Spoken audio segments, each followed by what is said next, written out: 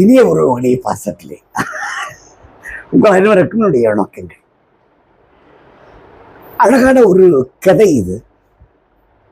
இந்த கதையோட அழுத்தம், இந்த அந்த வலி என்னன்னு நீங்க கொஞ்சம் புரிஞ்சுக்க. கொஞ்சம் கதையை கேட்டதான் புரியும்.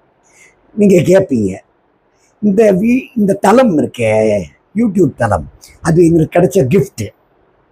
அதை நான் பயன்படுத்திக்கிறேன். இந்த பாஸ்கரனும் பாரதியும் ஸ்கூல் ஃப்ரெண்ட்ஸ், நல்லா படிச்சானுங்க. 2 பேரும் நல்ல வேலைக்கு போனானுங்க. பாஸ்கரன் கவர்மெண்ட் ஜாப் போயிட்டா, பாரதி பிஸ்னஸ் போயிட்டான். நல்ல இப்படியே வாழ்க்கை போச்சு. 2 பேரும் கல்யாணம் ஆச்சு. கோபிகா அப்படின்ற பொண்ணு பாஸ்கரனுடைய ஒய்ஃப். சித்ரா அப்படிங்கிறது பொண்ணு பாரதியோட ஒய்ஃப். நல்லா இருக்கு, அழகான வாழ்க்கை. எங்கேயாவது வெளில போகிறதுனா அந்த 4 பேர் போவாங்க. இவங்களுக்கு 2 குழந்தைகள், கொஞ்சம் லேட்டாக பிறந்தது, ஆனால் 2 குழந்தைகள். யாருக்கு? நம்மளுடைய சித்ராவுக்கு.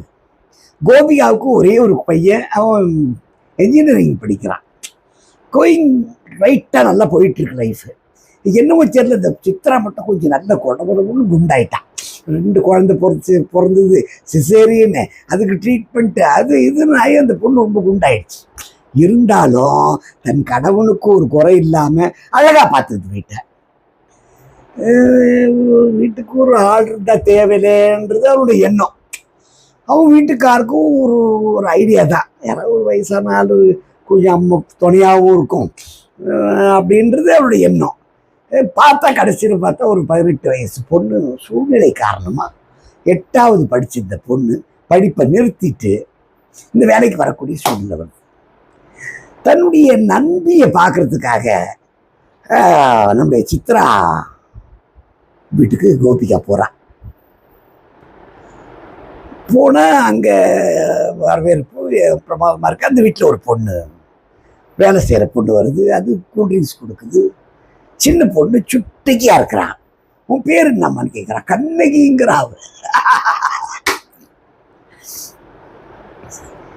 அப்போ அதுக்கு அவளை அனுப்பிச்சிட்ட பின்னாடி, ஏண்டி 8வது படிக்கிற பொண்ணை கொண்டு வந்து வேலைக்கு வச்சிருக்கியே, எனக்கும் அதுதான்டி, உங்ககிட்ட அதுக்காக தான் பேசுறதுக்காகவும் எனக்கு ஆசை, எப்படியாவது இந்த பொண்ணை படிக்க வைக்கணும்டி அப்படின்னு அவங்க அப்பா கிட்ட போய் உட்காந்து 2 பேரும் பேசி, யாரு?